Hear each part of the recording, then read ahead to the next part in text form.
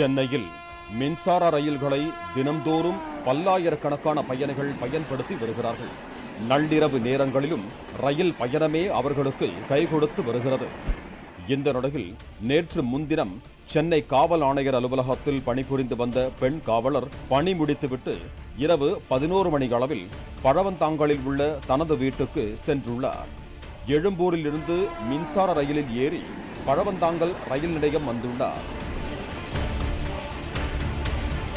ரயில் நிலையத்தை விட்டு வெளியேறிய போது இருட்டான பகுதியில் மறைந்திருந்த ஆசாமி ஒருவன் பின்பக்கமாக வந்து பெண் காவலரிடம் செயின் பறித்ததோடு அவரை மடக்கி பிடித்து கீழே தள்ளி பாலியல் வன்கொடுமையில் ஈடுபட முயன்றதால் அவர் உதவி கேட்டு அலறியுள்ளார்.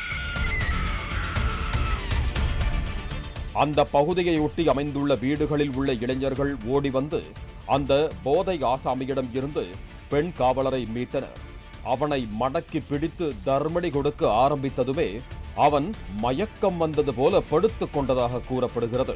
தகவல் அறிந்து சம்பவ இடத்திற்கு வந்த போலீசார் மயக்கம் அடைந்தது போல படுத்து கிடந்த அந்த ஆசாமியை தோளில் தூக்கி போட்டு காவல் நிலையம் அழைத்து சென்றனர்.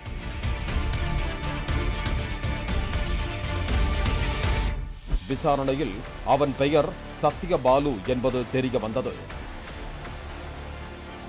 பிரிண்டிங் பிரஸ் ஒன்றில் பணியாற்றி வந்த அவன் கடன் பிரச்சனையால் செயின் பறிக்க திட்டமிட்டதாக கூறப்படுகிறது. அருகில் உள்ள டாஸ்மாக் மதுக்கடையில் ஒரு குவார்ட்டர் மது வாங்கி அருந்திவிட்டு ரயிலில் பயணம் செய்து பழவந்தாங்கல் ரயில் நிலையத்தில் இறங்கியுள்ளான்.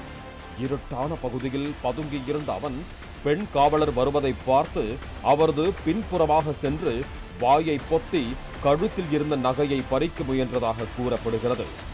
அப்போது சுதாரித்துக் கொண்ட பெண் காவலர் அவனை காலால் எட்டி உதைத்து ஐயோ அம்மா என கத்தியதால் வெறி தலைக்கேறி அவரை கீழே தள்ளி மேலே ஏறி அமர்ந்து வாயை பொத்தியதாகவும் அவன் வாக்குமூலம் அளித்ததாக காவல்துறையினர் தெரிவித்தனர். தனது வீட்டின் மொட்டை மாடியில் நின்று பேசிக் கொண்டிருந்த போது ரயில் நிலையத்திலிருந்து பெண்ணின் அபயக்குரல் கேட்டு தனது நண்பர்களை அழைத்துக் கொண்டு ஓடிச் சென்று மீட்டதாக இளைஞர் ஜோஷ்வா என்பவர் தெரிவித்தார். இங்கேருந்து பார்க்கும்போது கிளியராக தெரிஞ்சது செயின் தான் இருக்கிறாங்கன்னு சொல்லிட்டு அவங்க காப்பாற்றுன்னு கத்தவமே நாங்கள் ஓடி வந்து இந்த கில்லை தாண்டி அப்படி ஆப்போசிட்டில் ஓடிட்டு போய் பிடிக்க ட்ரை பண்ணும்போது அவர் ட்ராக்கில் இறங்கி ஓட ஆரம்பிச்சிட்டாரு. ஸோ ஓடுறப்போ நானும் என் ஃப்ரெண்ட்ஸ் ஒரு 4 பேர் சேர்ந்து பிடிச்சி மேலே இழுத்து போட்டு ட்ராக்லேருந்து மேலே பிளாட்ஃபார்முக்கு இழுத்து போட்டு 2 அடி அடிச்சிட்டோம். அங்கே அடிவமே என்ன பண்ணுறாரு அப்படியே அவர் தூங்குற மாதிரி ஆக்ட் பண்ண ஆரம்பிச்சார். அதாவது போதையில் இருக்க மாதிரி ஆக்ட் பண்ண ஆரம்பிச்சார்.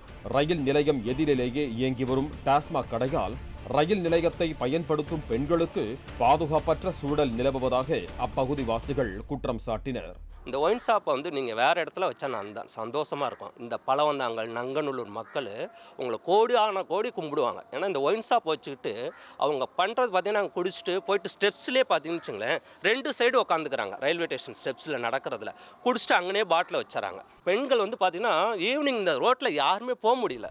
இந்த ரயில் நிலையம் மட்டுமல்ல, அனைத்து ரயில் நிலையங்களிலும் பெண் பயணிகளின் பாதுகாப்பை உறுதி செய்ய வேண்டும் என்பதே அனைவரின் எதிர்பார்ப்பு. பாலிமர் செய்திகளுக்காக தாம்பரம் செய்தியாளர் வசந்தன் மற்றும் சரவணகுமார்.